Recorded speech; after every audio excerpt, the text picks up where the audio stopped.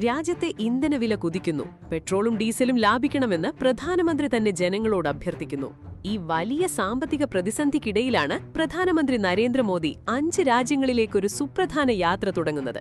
UAE മുതൽ Italy വരെ നീളുന്ന ഈ യാത്ര വെറുമൊരു സന്ദർശനമല്ല, ഇന്ത്യയുടെ നിലനിൽപ്പിനു വേണ്ടിയുള്ള വലിയൊരു നയതന്ത്ര നീക്കമാണ്. എന്താണ് ഈ യാത്രയുടെ ലക്ഷ്യം? നോക്കാം.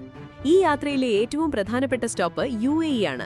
അവസാന നിമിഷം പ്ലാൻ ചെയ്ത ഈ സന്ദർശനത്തിന് പിന്നിൽ വലിയൊരു കാരണമുണ്ട്. മിഡിൽ ഈസ്റ്റിൽ ഇറാനും ഇസ്രയേലും തമ്മിലുള്ള സംഘർഷം കാരണം ഇന്ധന വിപണി ആകെ തകർന്നിരിക്കുകയാണ്. കഴിഞ്ഞ ദിവസം UAEയിലെ ഒരു പെട്രോളിയം കോംപ്ലക്സിന് നേരെ ഇറാൻ മിസൈൽ ആക്രമണം നടത്തിയിരുന്നു. ഇതിൽ 3 ഇന്ത്യക്കാർക്ക് പരിക്കേൽക്കുകയും ചെയ്തു. ഇന്ത്യയുടെ ഇന്ധന ഇറക്കുമതി മുടങ്ങാതിരിക്കാനും സുരക്ഷിതമാക്കാനും UAE പ്രസിഡന്റുമായി മോദി നേരിട്ട് ചർച്ച നടത്തും. അതായത് നമ്മുടെ പെട്രോൾ പമ്പുകളിൽ ഇന്ധനം തടസ്സമില്ലാതെ എത്തുന്നു എന്ന് ഉറപ്പാക്കാനാണ് ഈ മിന്നൽ നീക്കം.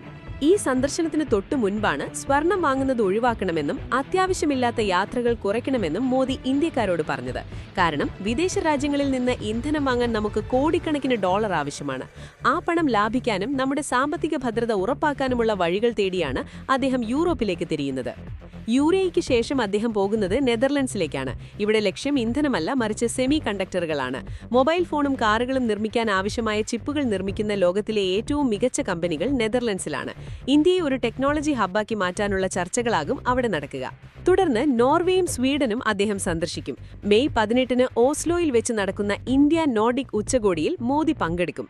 ഭാവിയിൽ ഇന്ധനത്തിനായി മറ്റു രാജ്യങ്ങളെ ആശ്രയിക്കുന്നത് കുറയ്ക്കാൻ ഹരിത ഊർജ്ജം അനിവാര്യമാണ്. ഈ മേഖലയിൽ ലോകത്തെ മുൻനിരയിലുള്ള രാജ്യങ്ങളാണ് നോർവേയും സ്വീഡനും. ആ സാങ്കേതികവിദ്യ ഇന്ത്യയിലേക്ക് എത്തിക്കുകയാണ് ഈ യാത്രയുടെ പ്രധാന ലക്ഷ്യം. യാത്ര അവസാനിക്കുന്നത് ഇറ്റലിയിലാണ്. ഇന്ത്യയും യൂറോപ്പും തമ്മിലുള്ള വ്യാപാര ബന്ധം ശക്തമാക്കാനും പ്രതിരോധ മേഖലയിൽ സഹകരിക്കാനും ഇറ്റലിയുമായുള്ള ചർച്ചകൾ സഹായിക്കും. ഇന്ത്യയെയും യൂറോപ്പിനെയും ബന്ധിപ്പിക്കുന്ന സാമ്പത്തിക ഇടനാഴി IMEC യാഥാർത്ഥ്യമാക്കാനും ഈ കൂട്ടിക്കാഴ്ച വഴി തുറക്കും.